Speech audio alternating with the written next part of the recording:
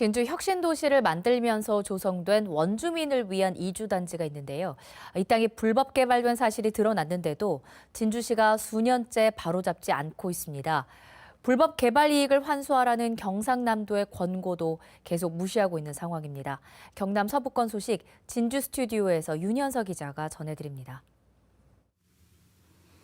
네, 진주입니다. 10년 전 경남 진주 혁신도시 조성으로 애초 살던 주민들이 임시 거주할 마을을 만들었습니다.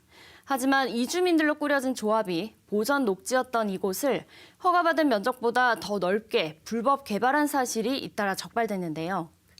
경상남도는 4년 전 불법 개발로 인한 부당이익을 환수할 것을 권고했는데도 진주시는 근거가 없다며 지금까지 손을 놓고 있습니다. 최진석 기자가 보도합니다. 지난 2009년 공사가 시작된 경남 진주 혁신도시 이주민 정주마을. 애초 이듬해인 2010년에 이주민 60여 가구가 들어올 예정이었지만 10년이 지난 지금 주택은 10여 채에 불과합니다. 이주민이 아닌 사람도 살고 있습니다. 2009년 7월 이주단지 목적으로 진주시가 개발 행위를 허가한 면적은 모두 8,000제곱미터. 하지만 이듬해 2배가 넘는 2만 제곱미터를 추가로 불법 개발한 것이 적발돼 진주시가 이주민들로 구성된 조합을 1차 고발 조치했습니다. 공사는 2011년부터 2012년까지 중단되기도 했지만 진주시는 원상복구 명령을 내리지 않았습니다. 진주시가 6,200제곱미터를 추가로 개발을 허가해 준 건 지난 2013년.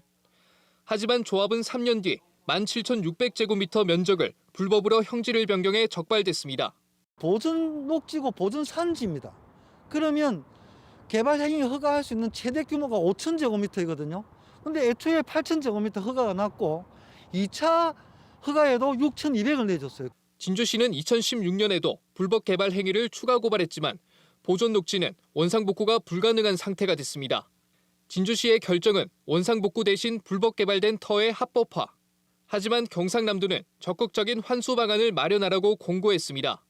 경남도는 감사를 거쳐 불법 행위를 통한 개발 이익이 터 조성비를 포함해 부과된 벌금을 훨씬 상회한다며 반드시 환수가 필요하다고 판단했습니다.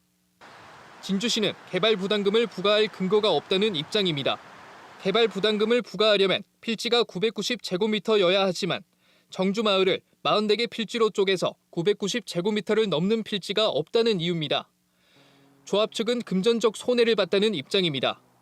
땅값하고 공사비하고 또 로스난 또 도로에 로스난 38%를 포장해가지고 기부 체납한 부분까지 주민들이 다 분담을 해야 되기 때문에. 경상남도는 내년도 종합감사를 통해 진주시의 조치 사항과 인허가 적정성을 감사할 계획입니다. KBS 뉴스 최진석입니다. 진주교육지원청이 면지역 작은 학교 활성화를 위해 내년부터 초등학교 광역 통합구역을 8개 학교로 확대 운영하기로 했습니다.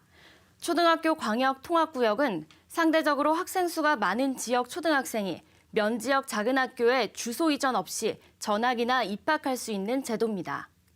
이는 도심 과밀 학급 해소는 물론 면지역 작은 학교 살리기에도 효과가 있는 것으로 평가되고 있습니다. 경상남도 농업기술원이 표고버섯 대량 재배가 가능한 병재배용 균주를 개발해 특허를 출원했습니다. 이번에 개발한 방법은 기존의 나무나 봉지 재배 방식과 다르게 고압 살균이 가능한 플라스틱 용기에서 재배 기간을 60일 안팎으로 단축해 표고버섯 균주를 대량 생산할 수 있습니다.